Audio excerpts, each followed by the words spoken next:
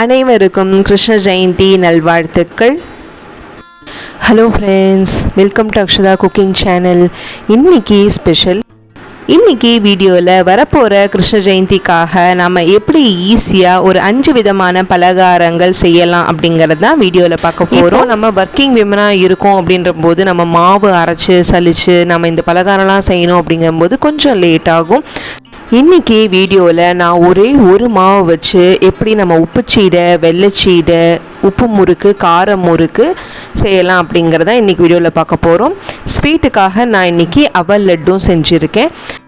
அவல் லட்டும் நான் வெல்லம் யூஸ் பண்ணி தான் நான் பண்ணியிருக்கேன். இது அத்தனையுமே நம்ம கிருஷ்ணருக்கு நெய்வேத்தியத்துக்கு யூஸ் பண்ணலாம். கிருஷ்ணருக்கு ரொம்ப பிடித்த உணவு. வாங்க இந்த நெய்வேத்தியம்லாம் எப்படி பண்ணுறது அப்படிங்கிறத வீடியோக்குள்ளே பார்த்து தெரிஞ்சுக்கலாம். நான் இன்றைக்கி கடையில் கிடைக்கிற அரிசி மாவை தான் நான் இன்றைக்கி யூஸ் பண்ணியிருக்கேன். இடியாப்ப மாவு இல்லை நார்மல் அரிசி மாவு இருந்தால் கூட நீங்கள் அதை யூஸ் பண்ணிக்கலாம். அதை நல்லா இந்த மாதிரி வாணலியில் நல்லா வறுத்துடணும். கொஞ்சம் கூட நீங்கள் மாய்ஸ்சரே அதில் இருக்கக்கூடாது. அப்படி இருந்தால் தான் உங்களுக்கு இந்த பலகாரங்கள் எல்லாமே நல்லா ஈஸியாக செய்ய வரும். ஃபஸ்ட்டு நீங்கள் கணக்கும் போது கொஞ்சம் கெட்டியாக தான் இருக்க மாதிரி இருக்கும். நீங்கள் நல்லா வறுக்க நல்லா சில்கி ஆகிடும். ஸோ இந்த மாதிரி பார்த்தீங்க அப்படின்னா நம்மளை அரிசி மாவு நல்லா வதக்கி எடுத்து வச்சிடலாம். மீன் டைம் உளுந்து நம்ம இந்த எல்லா பலகாரத்துக்கும் நம்ம உளுத்த மாவு சேர்க்க போகிறோம். இந்த மாதிரி 1 டம்ளர் அளவுக்கு நான் உளுந்தை நான் இன்றைக்கி எடுத்துக்கிறேன். நல்லா இந்த மாதிரி வாசனை வர்ற அளவுக்கு நல்லா வறுத்துக்கோங்க. இப்போ பாருங்கள், லைட்டு கோல்டன் ப்ரௌன் வந்துட்டுனா போதும். ரொம்ப நல்லா செவக்க வறுக்க வேண்டாம். இந்த மாதிரி வறுத்து ரெடி பண்ணி எடுத்து வச்சுக்கலாம். உளுந்து கொஞ்சம் ஆறட்டும். இப்போ பார்த்தீங்க அப்படின்னா நம்ம அரிசி மாவு நல்லா வதக்கிட்டோம். அப்படிங்கிறதுக்கு என்ன அப்படின்னா, இந்த மாதிரி நீங்கள் கோலம் போட்டிங்க அப்படின்னா கோலம் போட வரணும் அந்த மாவில். அப்படின்னா உங்களுக்கு அது நல்லா வறுத்துடுச்சு அப்படின்ற அர்த்தம். மாய்ஸ்சர் இருந்தால் உங்களுக்கு கோலம் போட வராது. ட்ரையாக இருந்தால் மட்டும்தான் உங்களால் கோலம் போட முடியும். இப்போ பார்த்தீங்கன்னா நான் உளுந்தை நல்லா வறுத்து அரைச்சி மிக்சியில் எடுத்துகிட்டு வந்துட்டேன். ஸோ உளுந்து மாவும் ரெடி. இப்போ நம்ம ஃபஸ்ட்டு வெள்ளைச்சீடை ரெடி பண்ண ஆரம்பிச்சிடலாம். வெள்ளைச்சீடைக்கு இப்போ அரிசி மாவு, உளுந்து மாவு ரெடி. நம்ம வெள்ளை பாகு இப்போ முதல்ல பண்ண போகிறோம். 1 கப் நான் இன்றைக்கி அரிசி மாவு எடுத்துக்கிறேன் அப்படின்னா நம்ம 1/2 கப் அளவுக்கு வெல்லம் எடுத்துக்கிட்டால் போதும். நான் இன்றைக்கி 1/2 கப் போல் வெல்லத்தை நல்லா இந்த மாதிரி ஒரு வாணலியில் கொஞ்சமாக தண்ணி, வெல்லம் மூழ்கிற அளவுக்கு தண்ணி ஆட் பண்ணி நம்ம பாகு எடுத்துக்கலாம்.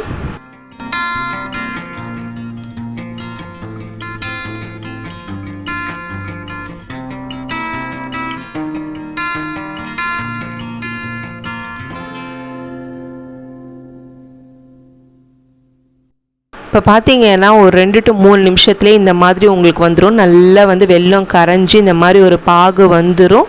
இந்த ஸ்டேஜில் நீங்கள் ஸ்டவ்வை ஆஃப் பண்ணிக்கலாம். நம்மளோட வெள்ளைப்பாகு ரெடி. வெள்ளைச்சீடைக்கு நம்ம மற்ற என்னென்னலாம் தேவை அப்படிங்கிறது இப்போ பார்த்துடலாம். நம்ம முதல்ல வறுத்து எடுத்து வச்சோம் இல்லையா, அதுலேருந்து அந்த அரிசி மாவுலேருந்து நம்ம 1 கப் போல் அரிசி மாவை நம்ம வெள்ளைச்சீடைக்கு எடுத்துக்கலாம். இந்த மாதிரி 1 கப் போல் நான் அரிசி மாவை நம்ம வெள்ளைச்சீடைக்கு நான் எடுத்துக்கிறேன். ஸோ அதையும் நம்ம இப்போ முதல்ல ஆட் பண்ணிடலாம். கூடவே நாம் வறுத்து அரைச்ச உளுந்த மாவு 1 டீஸ்பூன் போல் நம்ம ஆட் பண்ணிக்கலாம்.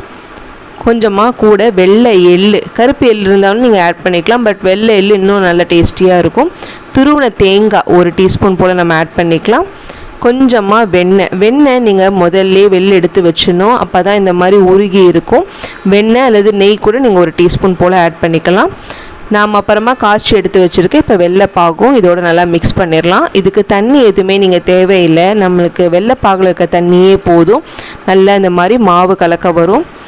நல்லா ஈவனாக இந்த மாதிரி நீங்கள் மிக்ஸ் பண்ணிக்கோங்க. இந்த ஸ்டேஜில் நீங்கள் ஏலக்காய் பொடி ஆட் பண்ணிக்கிட்டால் கூட நீங்கள் ஆட் பண்ணிக்கலாம். ஃப்ளேவர் ரொம்பவே நல்லா இருக்கும். இப்போ பார்த்தீங்கன்னா நான் 1 டீஸ்பூன் போல் நெய்யும் ஆட் பண்ணி நல்லா இந்த மாதிரி சப்பாத்தி மாவை நம்ம எப்படி பிசைஞ்சு வைப்போம் இல்லையா, அந்த மாதிரி நல்லா நான் பிசைஞ்சு எடுத்துகிட்டு வந்துட்டேன். நம்மளோட வெள்ளைச்சீடை மாவு ரெடி. நம்ம ரெடி பண்ணி எடுத்து வச்சுருக்க மாவுலேருந்து இந்த மாதிரி கொஞ்சம் கொஞ்சமாக நம்ம சீடை உருட்ட ஆரம்பிச்சிடலாம். இப்போ பார்த்தீங்கன்னா இந்த மாதிரி நான் உருட்ட ஆரம்பிச்சிட்டேன். நல்லா இந்த மாதிரி ரவுண்ட் ஷேப்பில் நம்ம வெள்ளைச்சீடைக்கு உருட்ட ஆரம்பிச்சிடலாம். நான் எல்லா மாவையும் இந்த மாதிரி நான் உருட்டிட்டேன். வாங்க நம்ம எண்ணெயில் போட்டு நல்லா பொரிச்சு எடுத்துடலாம். ஸோ ஸ்டவ் ஆன் பண்ணிக்கலாம். வாணலி வச்சுக்கலாம். எண்ணெய் எவ்வளோ தேவையோ அந்த ரேஞ்சுக்கு நீங்கள் வச்சுட்டு இந்த மாதிரி முதல்ல ஒரு சீடை நீங்கள் போட்டு பாருங்கள் எப்படி இருக்குது அப்படிங்கிறது பாருங்கள். இப்போ நான் ஒரே ஒரு சீடையை முதல்ல போட்டு பார்க்குறேன். இப்போ பார்த்திங்கன்னா எதுவுமே வெடிக்கலை, நம்ம கரெக்ட் கன்சிஸ்டன்சி தான் போட்டிருக்கோம். இது எதுவுமே வெடிக்கலை, பிரிஞ்சும் போகலை. மெயின் ரீசன் என்னென்னா நம்மளோட மாவு எல்லாமே ட்ரையாக வச்சுருக்கோம், எதுவும் மாய்ஸ்சர் இல்லை அப்படிங்கிறனால தான் இந்த மாதிரி வந்திருக்கு. இதே மாதிரி மற்ற சீடையும் நீங்கள் வந்து போட்டு ரெடி பண்ணிக்கலாம்.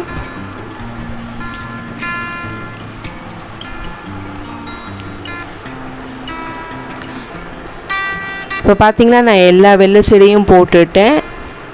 எனக்கு எதுவுமே வெடிக்கலை, நல்லாவே வருது, எதுவும் பிரிஞ்சும் போகலை. ஸோ வெள்ளை சீடை ரொம்ப நம்ம பர்ஃபெக்ட் கன்சிஸ்டன்சியில் நம்ம நல்லா ரெடி பண்ணியிருக்கோம். இதே நீங்கள் மெஷர்மெண்ட்டில் நீங்களும் வீட்டில் பண்ணி பாருங்கள். ரொம்ப கிறிஸ்பியாகவும் இருக்கும், எதுவுமே உடையாது, நல்லாவே வரும். ஸ்லோவாக நீங்கள் அடுத்த பக்கம் திருப்பி போடுங்க. நல்லா இந்த மாதிரி கோல்டன் கலர் வந்ததுக்கப்புறம் நம்ம வெள்ளை எடுத்துக்கலாம். நீங்கள் அடிக்கடி இந்த மாதிரி கலரை வேண்டாம், கலர்னிங்கன்னா அது பிரிஞ்சிடும். இப்போ பார்த்தீங்கன்னா நான் கலரில் அதுவே கோல்டன் கலர் வந்துருச்சு. ஸோ அது வரைக்கும் நான் வெயிட் பண்ணிவிட்டு இப்போ பார்த்தீங்கன்னா நல்லா கோல்டன் கலர் வந்ததுக்கப்புறம் நம்ம வெளில எடுத்துக்கலாம். சீடை உருட்டும் போது இன்னொரு விஷயம் என்னென்னா, நம்ம ரொம்ப பர்ஃபெக்ட் ரவுண்ட் ஷேப்பில் நம்ம உருட்டக்கூடாது, அதுவே நிறைய வெடிக்கிறதுக்கு நிறைய சான்சஸ் இருக்குது. ஒரு நார்மல் ரவுண்ட் அளவுக்கு உருட்டுங்க போதும், ரொம்ப ப்ரெஷர் கொடுத்து பர்ஃபெக்ட் ரவுண்ட் அப்படிங்கிற மாதிரி நம்ம எதுவும் உருட்ட வேண்டாம். இதே மாதிரி நான் மற்ற சீடையும் நல்லா எண்ணெயில் போட்டு நல்லா பொரிச்சு எடுத்துகிட்டு வந்தாச்சு. இப்போ பார்த்திங்கன்னா நம்மளோட வெள்ளை சீடை ரொம்பவே சூப்பராக ரெடி ஆகிடுச்சு. ஃபஸ்ட்டு நீங்கள் எடுக்கும்போது அந்த அளவுக்கு கிறிஸ்பியாக இருக்காது, நேரம் ஆக ஆக தான் உங்களுக்கு ரொம்ப கிறிஸ்பியாக இருக்கும். வாங்க நம்ம உப்பு சீடை எப்படி பண்ணுறது அப்படிங்கிறது அடுத்த வீடியோவில் பார்க்கலாம். இப்போ பார்த்திங்கன்னா நம்ம வறுத்து வச்ச அதே அரிசி மாவுலேருந்து 1 கப் போல் நம்ம வந்து உப்பு சீடைக்கு நான் மாவு எடுத்துக்கிறேன். கூடவே நம்ம கொஞ்சமாக உளுந்து ஒரு 2 டீஸ்பூன் போல் எடுத்துக்கிறேன்.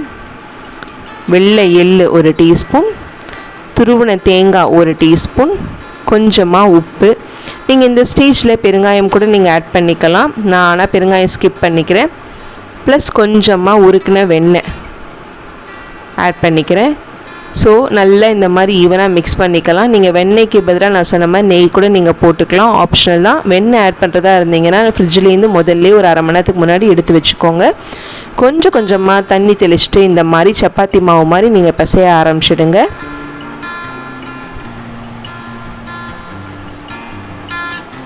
இப்போ பார்த்தீங்கன்னா நான் நல்லா பிசைஞ்சிட்டேன். கொஞ்சம் கொஞ்சமாக தண்ணி விட்டு நம்ம பிசைஞ்சிக்கலாம்.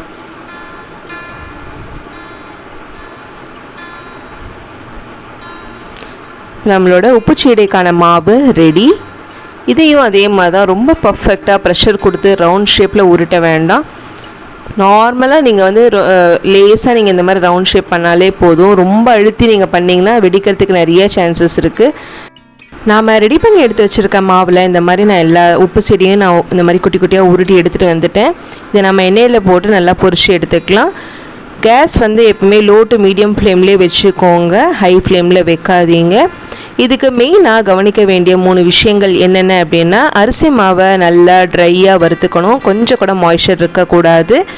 நம்ம உளுந்த மாவையும் நல்லா சலிச்சுட்டு தான் நம்ம இது கூட ஆட் பண்ணியிருக்கோம். ஸோ அது ஒன்று. இந்த மாதிரி ரொம்ப பர்ஃபெக்டாக ரவுண்டாக ப்ரெஷர் கொடுத்து நீங்கள் உருட்டாதீங்க.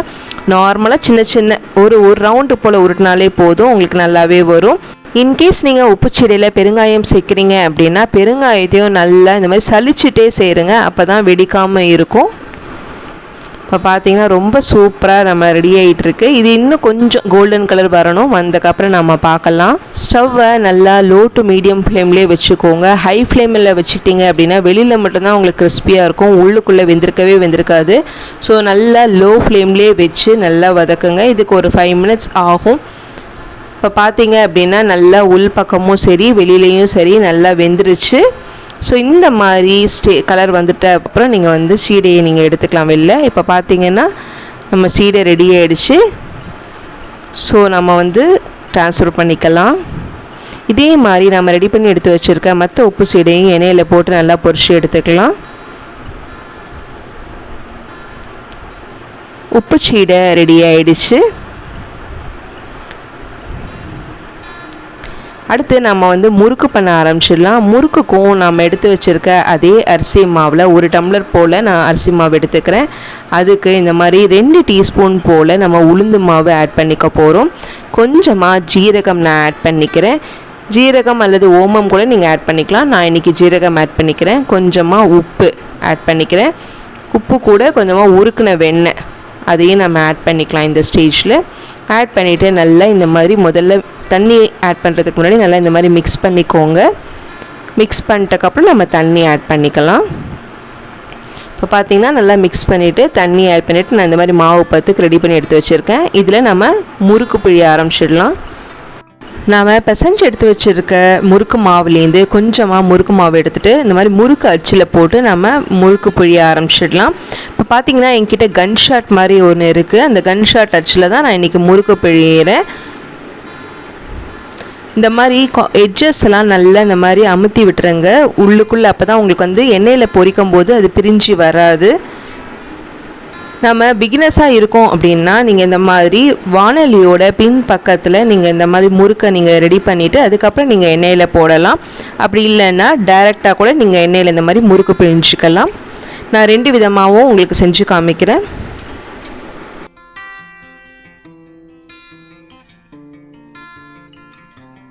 நான் இந்த மாதிரி எல்லா முறுக்கும் இந்த மாதிரி ரெடி பண்ணி நான் எடுத்து வச்சுக்கிறேன். நான் பிசைஞ்ச அளவில் பார்த்திங்கன்னா எனக்கு ஒரு 4 to 5 முறுக்கு போல் வந்திருந்தது. நல்லா இந்த மாதிரி கோல்டன் கலர் வந்ததுக்கப்புறம் நம்ம எண்ணெயிலேருந்து எடுத்துக்கலாம். எண்ணெயில் இந்த மாதிரி ஓசெல்லாம் அடங்கிருச்சு, சவுண்டெல்லாம் அடங்கிருச்சு அப்படின்னாலே நல்லா குக் ஆகிடுச்சின்னு அர்த்தம். எப்பயுமே எல்லா பலகாரத்துக்கும் கேஸை நல்லா லோ ஃப்ளேம் அல்லது மீடியம் ஃப்ளேம்லேயே வச்சுக்கோங்க.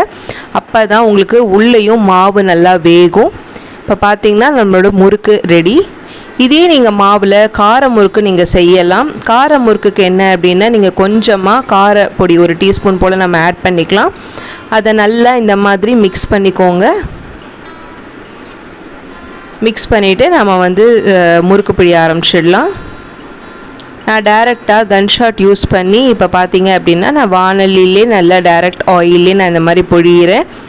உங்களுக்கு எது பர்ஃபெக்டாக வரும், எது ஈஸியாக வருமோ அதுக்கேற்ற மாதிரி நீங்கள் முறுக்கு போட்டுக்கலாம். இதை நீங்கள் வானலியோட பின்பக்கம் நீங்கள் போட்டு ரெடி பண்ணிவிட்டு அதுக்கப்புறம் எண்ணெயில் ஆயிலில் விடலாம். அப்படி இல்லை அப்படின்னா டைரெக்டாக ஆயிலே நீங்கள் வந்து முறுக்கு பிழிஞ்சிக்கலாம். உங்களோட ப்ரிஃபரன்ஸ் தான். இப்போ பார்த்தீங்கன்னா நல்லா நம்மளோட காரம் முறுக்கும் சூப்பராக ரெடி ஆயிடுச்சு.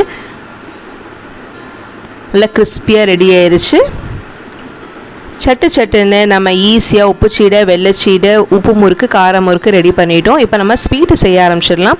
ஸ்வீட்டுக்கு நான் இன்றைக்கி அவல் லட்டு செய்ய போகிறேன்.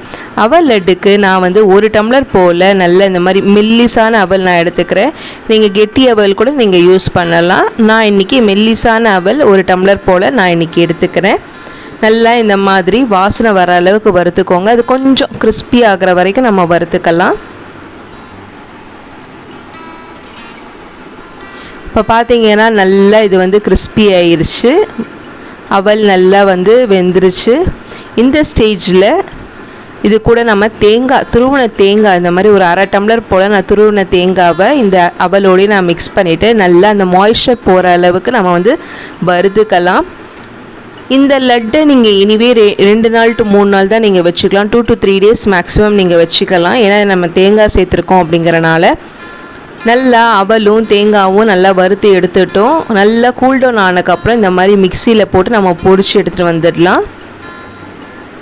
இந்த ரெசிபிக்கு நான் வெல்லம் வந்து நம்ம 1/4 டம்ளர் to 1/2 டம்ளர் போல் நம்ம எடுத்துக்கலாம். நம்ம அவல் 1 டம்ளர் எடுத்துருக்கோம் அப்படின்னா வெல்லம் வந்து 1/4 to 1/2 டம்ளர் போல் நம்ம எடுத்துக்கலாம்.